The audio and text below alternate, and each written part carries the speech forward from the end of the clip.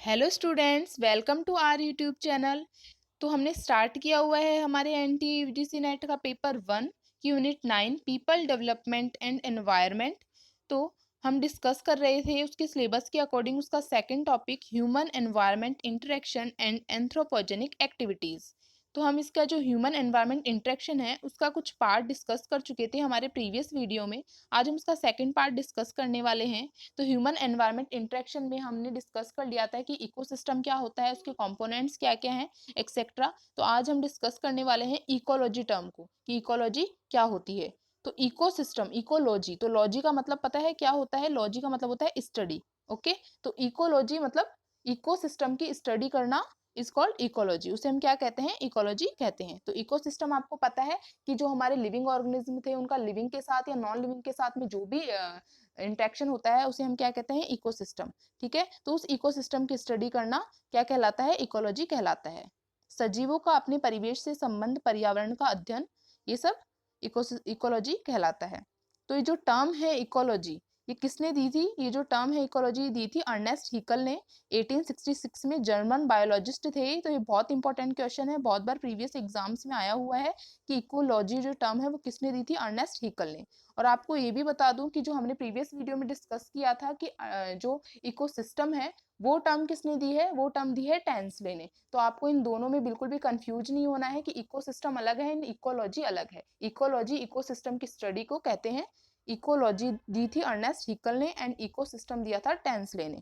Okay, and second यहाँ पर इसका मतलब आपको पता चल चुका है कि इकोलॉजी है study of house hold of nature, nature की स्टडी, यानी कि इकोसिस्टम की स्टडी को हम क्या कहते हैं? इकोलॉजी कहते हैं। सेकंड जो टर्म है वो हम पढ़ने वाले हैं हॉटस्पॉट्स। ओके, तो ये हॉटस्पॉट क्या होते हैं? तो एक biodiversity hotspot is a biogeographic region with significant levels of biodiversity that is threatened by human habitation.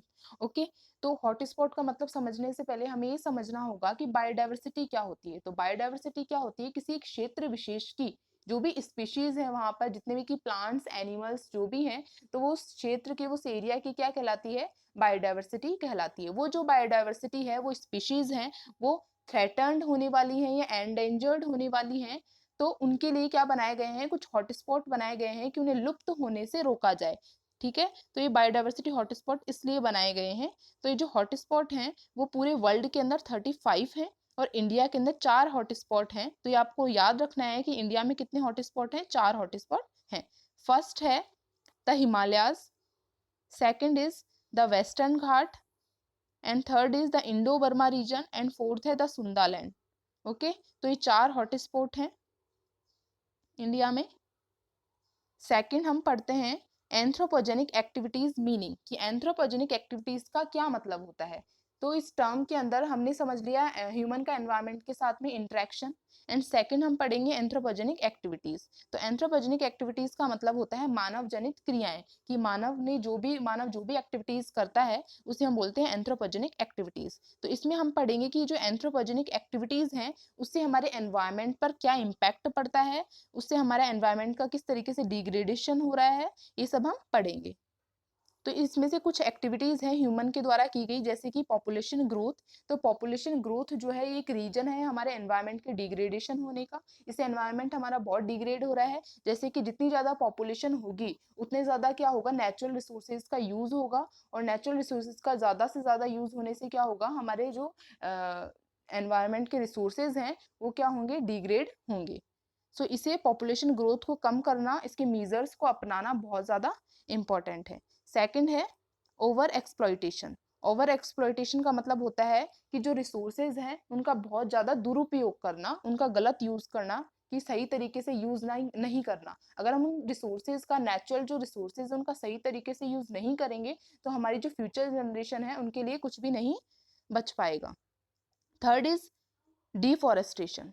तो ये डिफॉरेस्टेशन जो है उसके कारण क्या हो रहा है? हमारे एनवायरनमेंट का डिप्लेशन हो रहा है, एनवायरनमेंट डिग्रेड हो रहा है, डिफॉरेस्टेशन जो है वो इसका रीजन, इसके पीछे भी रीजन जो है वो पॉपुलेशन ग्रोथ है, कि जितनी ज्यादा पॉपुलेशन है उससे क्या होगा कि उतना ही ज्यादा जो है रिसोर्सेज का यूज होगा, उन्हें रहने के लिए हैबिटेट चाहिए, रहने के लिए जगह चाहिए, तो उससे क्या हो रहा है, जो हमारे पेड़ हैं, हमारे फॉरेस्ट हैं, वो काटे जा रहे हैं, उनका डिफॉरेस्टेशन हो रहा है, तो ये हमारे एनवायरनमेंट को बहुत ज्यादा क्षय पहुंचा रहे हैं, डिग्रेड कर रहे हैं।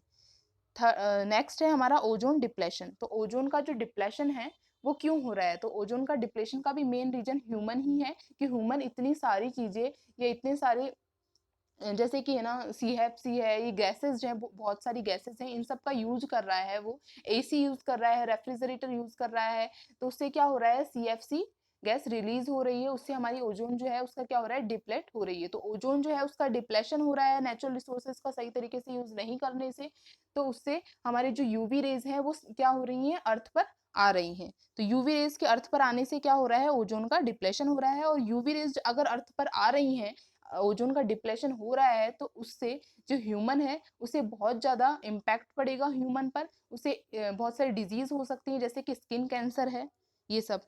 नेक्स्ट है हमारा एग्रीकल्चर। तो एग्रीकल्चर से भी हमारा जो एनवायरनमेंट है उसका डिग्रेडेशन हो रहा है, क्योंकि जो हमारे एनवायरनमेंट पर नेचुरल रिसोर्सेज हैं जैसे कि वाटर है, उसका बहुत ज़्यादा कंजम्पशन कहाँ होता है, हमारे एग्रीकल्चर में, उसमें बहुत ज़्यादा यूज होता है, और जो हमारी लैंड है उस पर बहुत ज़्यादा जो उर्वरक है, फर्टिलाइजर्स हैं, उनका बहुत ज्यादा यूज होता है। तो लैंड पर इतना ज्यादा यूज करने से जो हमारी लैंड है वो भी उसका भी डिग्रेड हो रही है, वो भी क्षय हो रहा है उसका भी। ओके, नेक्स्ट है हमारा टेक्नोलॉजी। तो जो टेक्नोलॉजी टर्म है उसका भी इतना अधिक यूज करने से हमारे एनवायरनमेंट को इससे पॉल्यूट कर रही है, हमारे एनवायरनमेंट को। नेक्स्ट है हमारा माइनिंग। तो माइनिंग जो है ये हमारा ये भी एनवायरनमेंट को बहुत ज़्यादा पॉल्यूट कर रही है, जैसे कि माइनिंग जो फैक्ट्रीज होती हैं, कंपनीज होती हैं, उनसे निकलने वाला जो वेस्ट है ना, वो पानी को इनको, वाटर को इनको क्या कर रहा है, पॉल्यूट कर रहा है। नेक्स्ट है हमारा ट्रांसपोर्ट। जो ट्रांसपोर्ट टर्म है उससे तो बहुत ज़्यादा एनवायरनमेंट, एयर पॉल्यूशन हो रहा है, बहुत ज़्यादा पॉल्यूशन हो रहे हैं। ये जो सभी टर्म्स है इनसे एक कहीं ना कहीं पॉल्यूशन हो रहा है, एयर पॉल्यूशन हो रहा है, किसी से वाटर पॉल्यूशन हो रहा है, किसी से लैंड पॉल्यूशन हो रहा है। ओके, ट्रांसपोर्ट से CO2 निकलती है, तो CO2 से ओजोन का डिप्लेशन हो रहा है, ग्रीन हाउस गैसेज ये जो हैं ये बढ़ रही हैं। नेक्स्ट है हैबिटेट डिस्ट्रक्शन। तो हैबिटेट जो है, जैसे पॉपुलेशन ग्रोथ होगी तो हैबिटेट की प्रॉब्लम भी ऑब्वियसली आएगी ही। लैंड डिग्रेडेशन, लैंड का डिग्रेडेशन मैंने बता दिया कि लैंड पे बहुत ज्यादा फर्टिलाइजर्स का यूजर है, उसका डिग्रेडेशन होगा। Global warming. तो ग्लोबल वार्मिंग जो है वो बहुत ज्यादा बढ़ेगी। क्यों बढ़ेगी, क्योंकि जो है ओजोन का डिप्लेशन हो रहा है, तो उससे ग्लोबल वार्मिंग ऑब्वियसली बढ़ेगी। ग्रीन हाउस गैसेज जैसे कि CO2, मीथेन, CFC, ये सभी ग्रीन हाउस गैसेज हैं, इनके कारण क्या होगा, ग्लोबल वार्मिंग एक तरीके से बढ़ जाएगी। हमारे जो अर्थ है उसका टेम्परेचर बहुत ज्यादा इंक्रीज हो जाएगा, इसे हम क्या बोलते हैं, ग्लोबल वार्मिंग। तो इससे क्या हो रहा है, हमारे एनवायरनमेंट पर बहुत ज्यादा इम्पैक्ट पड़ रहा है। तो ये जो सारी टर्म्स हैं जो हमने पढ़ी हैं, ह्यूमन रिलेटेड जो एंथ्रोपोजेनिक एक्टिविटीज हैं, ह्यूमन की जो एक्टिविटीज हैं, वो ये सारी एक्टिविटीज थी। इन सभी एक्टिविटीज का हम ब्रीफली इन सभी एक्टिविटीज को हम ब्रीफली डिस्कस करेंगे हमारे आने वाले चैप्टर्स में, क्योंकि जैसे कि हमारी जो आने वाले सिलेबस के अंदर बहुत ज़्यादा टर्म्स हैं, एयर पॉल्यूशन, वाटर पॉल्यूशन, इन सभी के अंदर हम इनको डिस्कस करने वाले हैं ब्रीफली। सो अभी के लिए एंथ्रोपोजेनिक एक्टिविटीज के लिए आपको ये याद रखना जरूरी है कि एक्टिविटीज कौन कौन सी हैं और एंथ्रोपोजेनिक एक्टिविटीज क्या होती हैं, किसे कहते हैं हम एंथ्रोपोजेनिक एक्टिविटीज। ओके, तो हम करते हैं इसके क्वेश्चंस कुछ, इससे रिलेटेड प्रीवियस एग्जाम्स में क्वेश्चंस आए हुए हैं, बहुत इंपॉर्टेंट क्वेश्चंस हैं, इस टॉपिक से रिलेटेड क्वेश्चन है। तो हम आते हैं हमारे फर्स्ट क्वेश्चन पर। फर्स्ट क्वेश्चन है हमारा, the factors which are most important in determining the impact of anthropogenic activities on environment are, कि इनमें से ही जो ऑप्शंस दे रखे हैं इनमें से कौन से फैक्टर्स हैं जो एंथ्रोपोजेनिक एक्टिविटीज हैं जो हमारे एनवायरमेंट पर अफेक्ट करती हैं। ये एंथ्रोपोजेनिक एक्टिविटीज जो हैं उन्हें हमें इस क्वेश्चन में ढूंढना है। तो फर्स्ट है इसका ऑप्शन, पॉपुलेशन, एफ्लुएंस पर पर्सन, लैंड अवेलेबल पर पर्सन। तो पॉपुलेशन, हाँ पॉपुलेशन जो है वो इफेक्ट कर रही है, ये एंथ्रोपोजेनिक एक्टिविटी है ये। लेकिन एफ्लुएंस पर पर्सन और लैंड अवेलेबल पर पर्सन, की एक व्यक्ति को कितनी लैंड अवेलेबल है, नहीं, ये कोई एंथ्रोपोजेनिक एक्टिविटी नहीं है और इसका कोई इम्पैक्ट नहीं है एनवायरमेंट पर। सो ये ऑप्शन तो हमारा कट जाता है। Second is population influence population affluence per person and the technology used for exploiting resources. तो इसमें क्या दे रखा है कि पॉपुलेशन, यस बिल्कुल सही है। सेकंड है एफ्लुएंस पर पर्सन, हाँ पर पर्सन कितना यूज कर रहा है ये जो भी है। सेकंड इज टेक्नोलॉजी, टेक्नोलॉजी का बहुत ज्यादा इम्पैक्ट पड़ा है, अभी हमने ऊपर भी पढ़ा कि जो एंथ्रोपोजेनिक एक्टिविटीज है उसमें टेक्नोलॉजी का बहुत बड़ा रोल है। एंड सेकंड है हमारा next is exploiting resources. Exploiting का मतलब है यहाँ पर रिसोर्सेज का दुरुपयोग, कि इतने सारे नेचुरल रिसोर्सेज है उनका सही तरीके से यूज नहीं कर रहे हैं, एक्सप्लॉइटिंग रिसोर्सेज। तो ये एक कहीं ना कहीं ये करेक्ट है, इस क्वेश्चन का सही आंसर है ये। लेकिन हम आते हैं ऑप्शन नंबर थर्ड पर, एटमॉस्फेरिक कंडीशंस, हाँ population and forest cover, forest cover नहीं, डिफॉरेस्टेशन जरूर है। फोर्थ है population, forest cover and land available पर पर्सन, तो लैंड अवेलेबल पर पर्सन का यहाँ कोई रोल नहीं है। तो इसका करेक्ट आंसर जो है वो हो जाएगा पॉपुलेशन, एफ्लुएंस पर person and the technology used for exploiting resources. जो भी टेक्नोलॉजी यूज करी जा रही है हमारे रिसोर्सेज को दुरुपयोग करने में रिसोर्सेज का, ये सब इसका बहुत ज्यादा इम्पैक्ट पड़ता है एनवायरमेंट पर, और ये जो है एंथ्रोपोजेनिक एक्टिविटी है, मानव जनित एक्टिविटी है। सो हम आते हैं हमारे नेक्स्ट क्वेश्चन पर, which of the anthropogenic activity accounts for more than 2/3 of global water consumption, कि इनमें से कौन सी एंथ्रोपोजेनिक एक्टिविटी, मानव जनित एक्टिविटी, वो वाटर का 2/3 कंजम्पशन करती है, वाटर का ग्लोबली लेवल पर वाटर का 2/3 यूज कर रही है। तो ये है ऑप्शन नंबर ए है agriculture, option number B is hydro power generation, C is industry and D is domestic and municipal uses. तो मैं आप लोगों को बता दूं कि सबसे पहले कि हमारी जो अर्थव्यवस्था है, इकोनॉमी इंडिया में ही ले ले तो सबसे ज्यादा बेस्ड है एग्रीकल्चर, कृषि पर सबसे ज्यादा बेस है। 2/3 जो है हमारा इकोनॉमी का वो आता है कहाँ से, एग्रीकल्चर से। हमारी जो जीडीपी है उसमें सबसे ज्यादा पार्ट है हमारे एग्रीकल्चर का। ओके, तो वाटर का सबसे ज्यादा यूज जो है वो कहाँ हो रहा है, एग्रीकल्चर में। तो इस क्वेश्चन का राइट आंसर है एग्रीकल्चर, क्योंकि इंडस्ट्री में हो रहा है लेकिन एग्रीकल्चर से कम, हाइड्रो पावर जनरेशन में भी हो रहा है लेकिन सबसे ज्यादा मोस्ट अप्रोप्रिएट आंसर हमारा इसमें एग्रीकल्चर है। डोमेस्टिक यूज भी हो रहा है, जिसका राइट आंसर है ऑप्शन नंबर ए।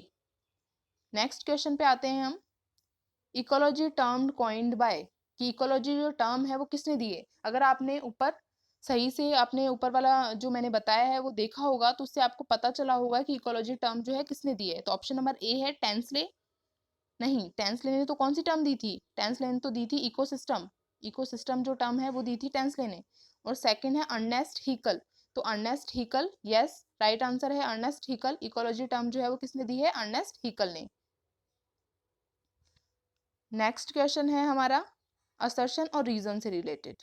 ओके, तो असर्शन है इसमें, people population control measures do no necessarily help in checking environmental degradation, कि जो पॉपुलेशन कंट्रोल से रिलेटेड जो मीजर्स हैं वो हेल्प करते हैं हमारे एनवायरमेंट के डिग्रेडेशन को चेक करने में, कि एनवायरमेंट का डिग्रेडेशन हो रहा है या नहीं हो रहा है, कम हो रहा है। इसके मीजर्स अपनाने से क्या होगा, अगर पॉपुलेशन ग्रोथ, मैंने आपको ऊपर भी बताया क्या है, एंथ्रोपोजेनिक एक्टिविटी है, पॉपुलेशन ग्रोथ हो रही है तो उससे हमारे एनवायरमेंट पर क्या हो रहा है, डिग्रेड हो रहा है हमारा environment.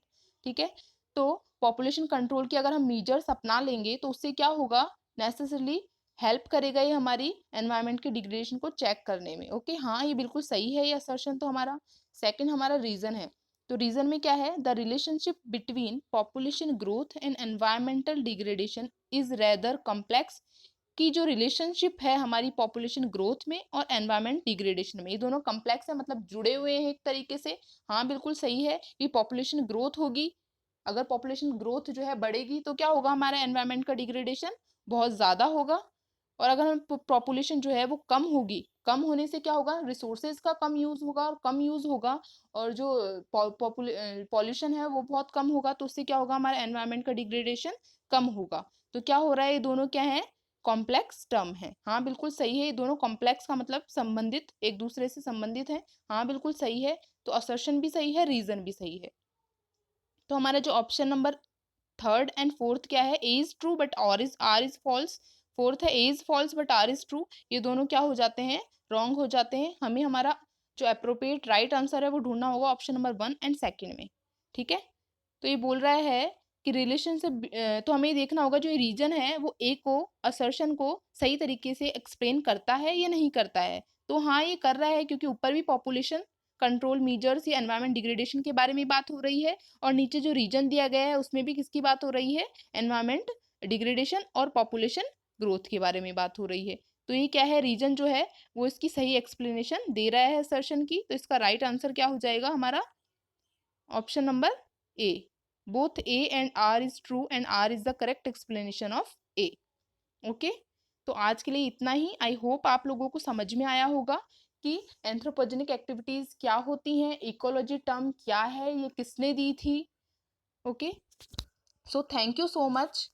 Please like and subscribe our channel.